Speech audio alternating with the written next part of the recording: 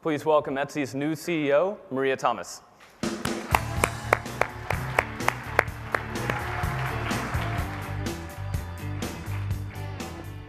Good afternoon, everyone. The core of what I know about building a business, I learned from my grandparents, my Greek grandparents. Can we go back one, please? My Greek grandparents. My grandfather owned a fruit stand. My grandmother owned a children's store. The other grandfather owned a billiards hall. They were entrepreneurs, small business people. They were pretty good at it.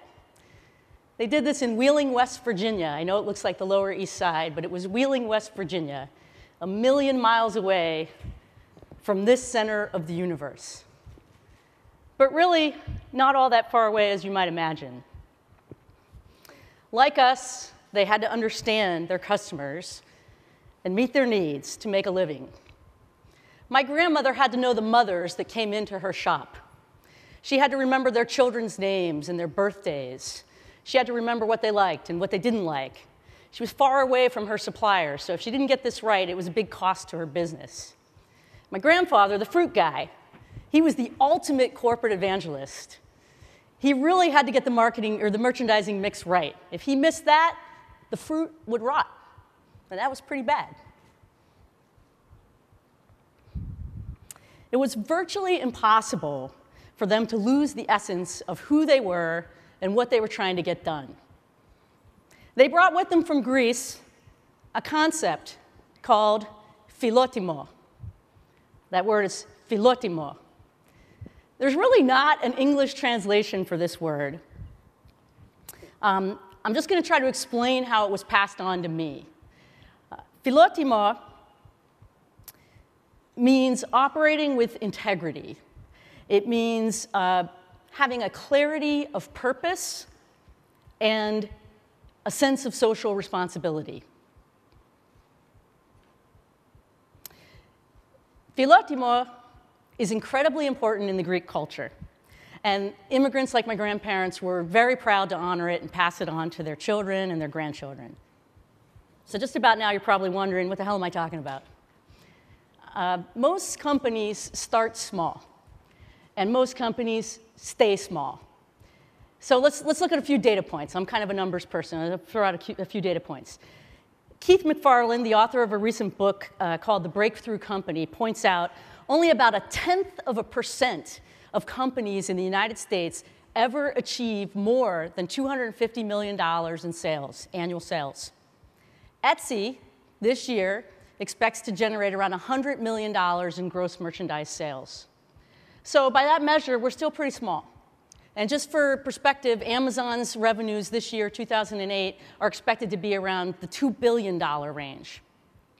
What's perhaps most interesting about McFarland's book is his conclusion about 9 breakthrough companies. And you probably haven't heard of these 9 companies. They're companies like a company called Fastenal. It's in the industrial supplies and construction business, or pardon me, the industrial and construction supplies business. And McFarland showcased these companies because they have broken through the entrepreneurial phase and established themselves as long-lasting organizations. He discovered that how people in a company treat each other and their customers is vital to breaking through. He concluded that these 9 companies broke through by demonstrating character and values and by believing in their employees. I think what he was trying to say is that these 9 companies uphold the concept of Philotimo. The path that led me to Etsy included a few years at Amazon.com, actually. I like to say I got my internet degree at Amazon back at the time when people were still questioning whether Amazon was actually going to make it.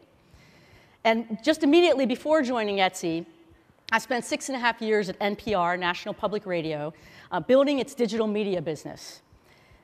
NPR had a simple website when I arrived, just after the market crash of 2001. So I can't really claim to be the birth mother of that digital media operation, but I certainly consider myself sort of like an adoptive parent of an infant organization. For those who don't know NPR, NPR is a powerful brand. It reaches about 30 million radio listeners weekly, and a lot of these listeners are sort of cult-like, crazy fans of NPR. NPR was then, and still is, part of a media industry facing pervasive, rapid, and unrelenting change in technology, market structure, and global competition. Yet, NPR, one of the things that attracted me was that it had a very clear sense of purpose. And like visiting my grandfather's fruit stand or the children's shop or the billiards hall, listening to NPR for many people is sort of this habit-forming, love of something habit-forming. I joined because I saw an incredible opportunity to build something for a very large audience, and frankly, I sort of felt an urgency about this uniquely American institution. I felt an urgency, a kind of do-or-die feeling about trying to build products for NPR that would help bring it into the digital world and allow it to thrive and survive and reach new audiences. That turned out to be a lot harder than what I thought. Turns out that it's pretty hard to change and innovate inside of a 35-year-old institution that was frankly satisfied to a certain extent with the status quo. It was hard to win approval for relatively expensive projects that disrupted, at the very core, disrupted what the company had been working for, the way the company had been working for decades, especially the way in which it generates revenue as a nonprofit institution. I could talk forever about the challenges of operating sort of a small enterprise inside a larger company and the challenges of sort of feeling like trapped inside an innovator's dilemma.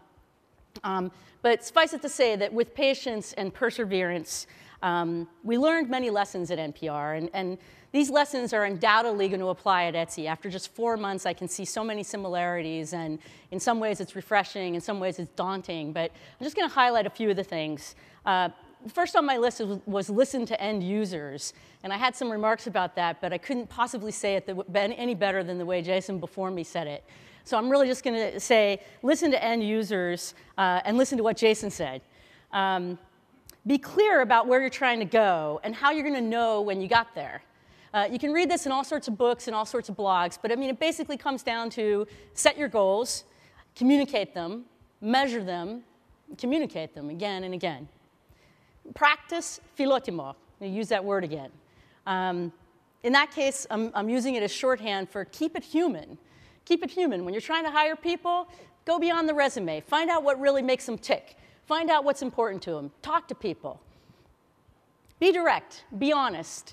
Offer them opportunities. Believe in employees. This was one of the lessons that I got out of McFarland's book. Even if that means that at times you have to deliver the difficult news that they may no longer be a fit with your company. Understanding that seemingly little decisions early on can critically impact bigger decisions later was another important lesson I learned at NPR. We had built our own content management system early on in my time there. It wasn't really a choice. We actually didn't have the money to buy an enterprise-level solution, so we built something. I don't necessarily recommend that. I think just because you're a DIY company doesn't mean you have to build everything. But we did because we didn't have any money. It took us 2 years, but in the end, it actually served us very well, not because we built it, but because of the way we thought forward about what we were doing and what kind of products we might want to be creating. And it was the way in which we constructed the content management system that allowed us to launch many products quickly later. So it was that early decision about how to set it up that served us very well later. Last lesson, and you all know this, but I certainly learned it over and over again at NPR, and that was get products out the door. Get them out fast. It's hard to do that, as Jason was talking about, when products rely on software development. That's intrinsic to the medium that we all work in, and it takes an effort of will, and I would also say very good process to push this through. Ultimately, at NPR, NPR.org, NPR podcasting, NPR music, NPR mobile, all these things eventually made their way directly into the consumer's eyes and ears. It was never as perfectly as I wanted it to be, never as quickly as I wanted it to be, but with an understanding that the perfect is the enemy of good enough, we launched all these things. And importantly, we created new revenue streams for NPR.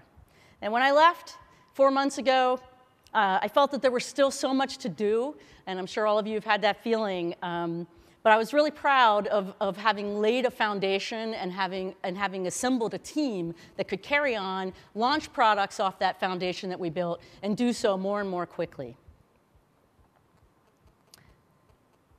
4 months ago, I joined Etsy. I believe deeply in the idea behind the company and its potential to truly change the way we think about e-commerce. Etsy is a vibrant, handmade marketplace. Strolling through the pages of the site is like strolling through that marketplace where my grandpa had his fruit stand. The merchants are individuals, and their wares, as you can see, are unique.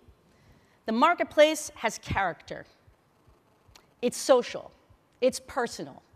And thanks to the talents of Jared, our Flash developer, it's also very playful. You can meet people there. You can discover your favorite artists and favorite craftsmen. You can also discover your friends' favorites. Visits to Etsy can become pretty addictive that way, pretty habit-forming. But I'm getting carried away. I'm getting carried away with Etsy. The truth is that Etsy wants to break through as a company.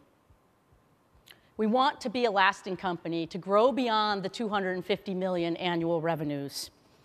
And to do that, we're going to need to execute much better. We're going to need to do all of the things that all other startup companies that have broken through have done, and some of the things that I learned at NPR.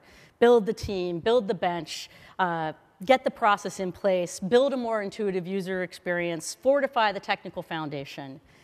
And though the list of improvements is long, I'm optimistic. I'm optimistic that Etsy can be a breakthrough company. Our founder, Rob Kalin, instilled Etsy with a clear sense of purpose and a clear sense of social responsibility to change the world's economy by helping people earn a living making things. Etsy is about making connections to real people and unique products that come with rich stories. It's about the quality of craft and the pride that comes with making something by hand. It's bringing heart, or Philotimo, as my grandparents would say, to commerce, and hopefully the way you live your life. Thank you.